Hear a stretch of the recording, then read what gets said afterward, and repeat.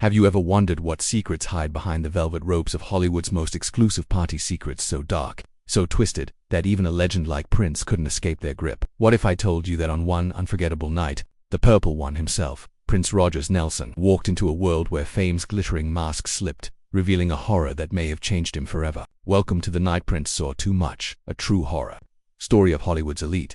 This isn't just another celebrity tale or tabloid gossip. It's a chilling journey into the shadows of the music industry, pieced together from whispers, insider accounts, and the cryptic warnings Prince left behind. Tonight, we'll explore his life, his rebellion against the system, and how one fateful Grammy weekend in 2015 spiraled into a nightmare that some say cost him everything.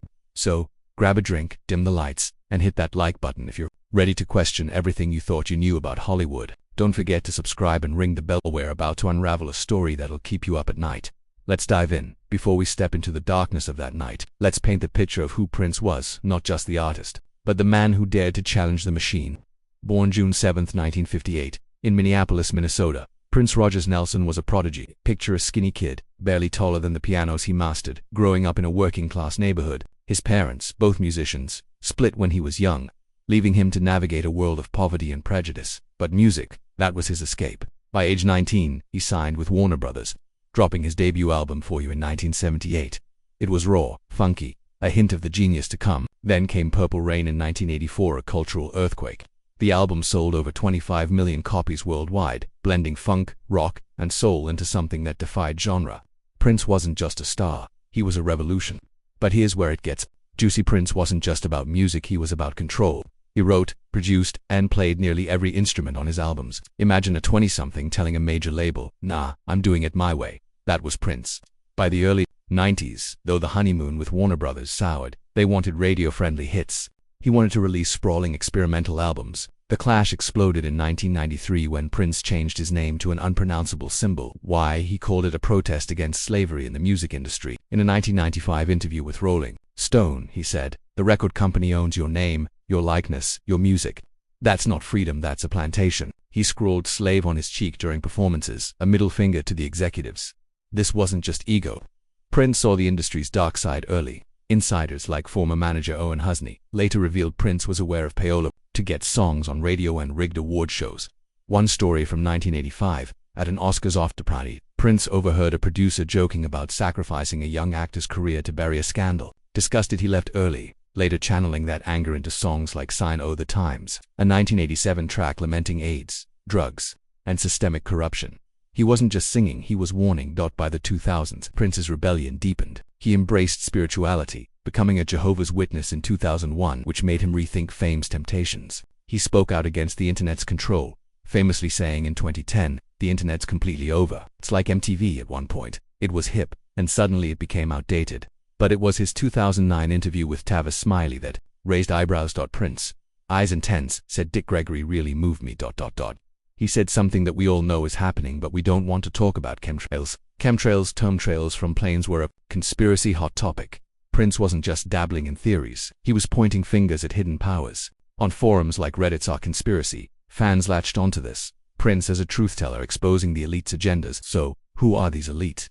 Let's talk Hollywood's shadow world. The Grammys, Oscars, Golden Globes, they're not just award shows. They're networking hubs where the rich and powerful musicians, actors, tech moguls forge alliances in private suites and backroom deals. But rumors go darker.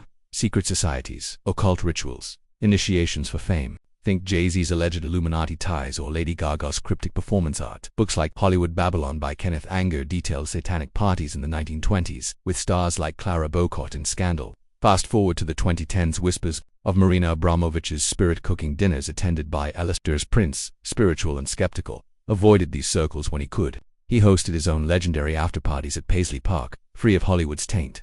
But by 2015, with his career quieter, he dipped back into the machine. That's where our horror story begins. It's February 8, 2015, Los Angeles Grammy weekend. The city's electric, Beyoncé's sweeping awards, Kanye's stage-crashing antics, Taylor Swift dancing in the crowd. Prince, now 56, isn't nominated, but he's there, ever the icon. Picture him, cane in hand, orange tunic flowing, eyes hidden behind shades, aura untouchable. He presents Album of the Year, cracking a sly joke. Albums still matter. Like books and Black Lives, albums still matter. The crowd laughs, but Prince's smile doesn't reach his eyes. He's there for more than applause. according to sources, anonymous insiders from podcasts like Conspiracy Theories and ex-posts from burner accounts. Prince was on edge. He'd been tipped off about a private afterparty, not at a club but a sprawling mansion in the Hollywood Hills, owned by a shadowy music exec. We'll call him Mr. X to avoid legal heat. But think high-level label boss. This wasn't your typical celebrity bash. Invites were whispered, not emailed, no phones allowed.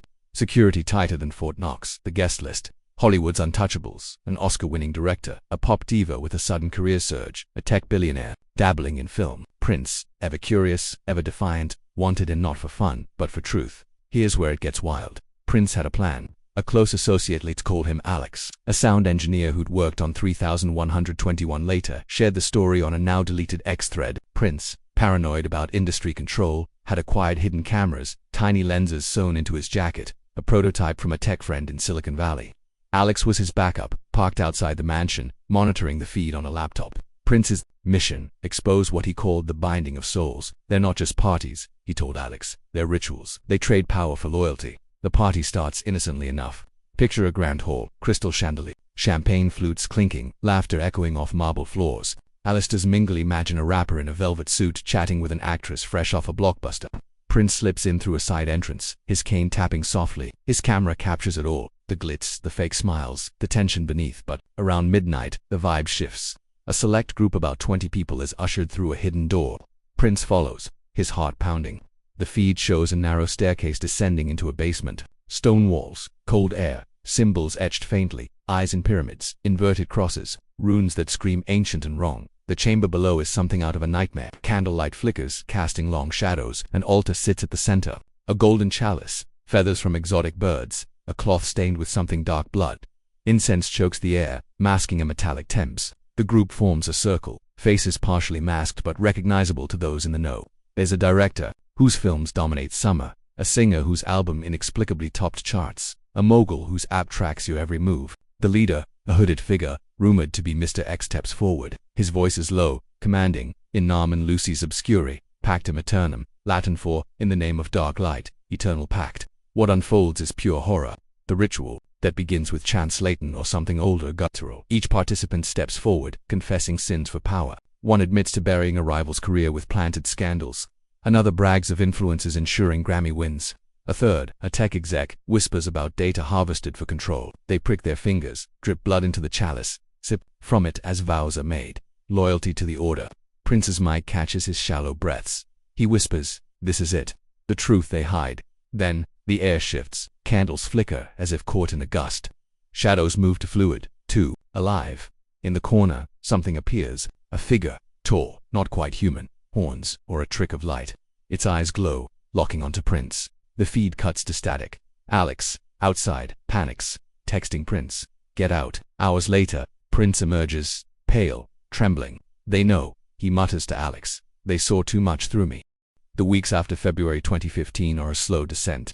Prince, once vibrant, becomes a ghost of himself. Friends notice his insomnia, his obsession with security. He tweets cryptically, "Dark forces at play.